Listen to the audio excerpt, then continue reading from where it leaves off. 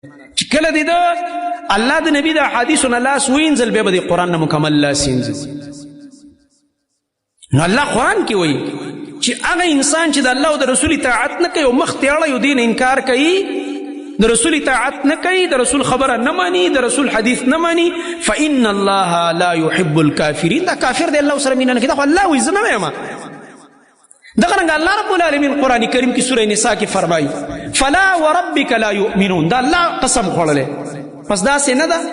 ستا په رب دې زما قسم. الله خپل نبی ته خطاب کوي او په خپل ربوبیت الله قسم کوي چې لا یؤمنون. دا خلق مؤمنانو، دا خلق مؤمنانو مشکل، دا مؤمنان نه دي. الله وی دا مؤمنان نه دي. څوک یا الله څوک یادې دومره خطرناک خبر الله د سر نه وکړل.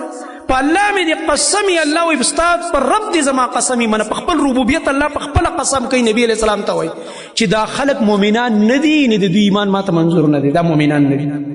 حتی تر دې پورې چې وروسته درې خبرې ذکر دا درې کار وکړي.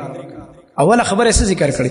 یحکموک فیما شجر بینهم. راشه وس اے نبی فیصله به په تاسو کوي په هغه مسله کې چې دوی پکې اختلاف راغلی. نو چې په نبی فیصله کې کوم ځای ته به ځې؟ چې نبی علیہ السلام ژوند دی او صحابه به راغله، د ښځې خاوند مسله به هم راغله، دواړو به بیان کړه. نبی علیہ السلام به فیصله وکړه. د دوو شریکوالانو به هم راغله، د دوو ګاونډیانو به هم راغله، د پلار او د زوی به هم راتله، د رور او د رور به هم راتله، بلکې د مسلمان او یهودي منځ کې مسلې راغلي دي. نبی علیہ السلام ته به راغله، هغه به فیصله وکړه په عدل او په انصاف. احادیثو کې شته. چې کله ته حدیث نه منې د یحکموک د دې نه د انکار وکړو، ځکه الله وایي نبی به فیصله کوي او د نبی فیصله په قرآن کې نشته. چېرته ده؟ په حدیث کې ده.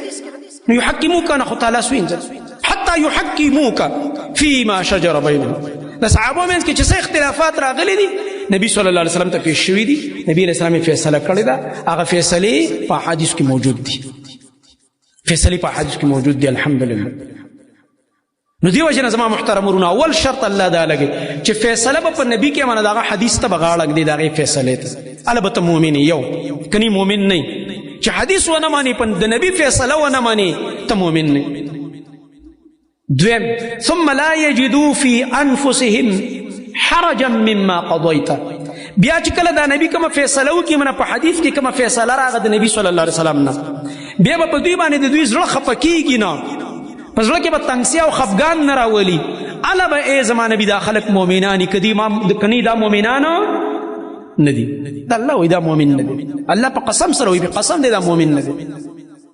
اول به په نبی فیصله کوي، دویم په دې فیصله به خفه کیږي نه، منه په حدیث به اعتراض نه کوي، حدیث ته به زړه نه تنګي، حدیث ته به تندې نه ګونجې کوي، حدیث ته به نیت نه ورانه. دریم ويسلموا تسلیما. دا حدیث به مکمل اومني ځان ورته تسلیم کی چې بالکل زما د نبی فیصله ده او د الله خوب نبی صلی الله علیه وسلم ته الله د قرآن د شرح اختیار ورکړو لتبین للناس ما نزل الیهم. قرآن کې الله فرمایي اے نبی ته به د دې قرآن چې د خلکو ته نازل شوی د دې تشریح به څوک کوي؟ ته به یې کوې زما نبی. تاسو دا اختیار الله درکړ. نبی صلی الله علیه وسلم په خپل قول فعل او تقریر سره د دې شرح وکړه. الحمدلله موجود ده.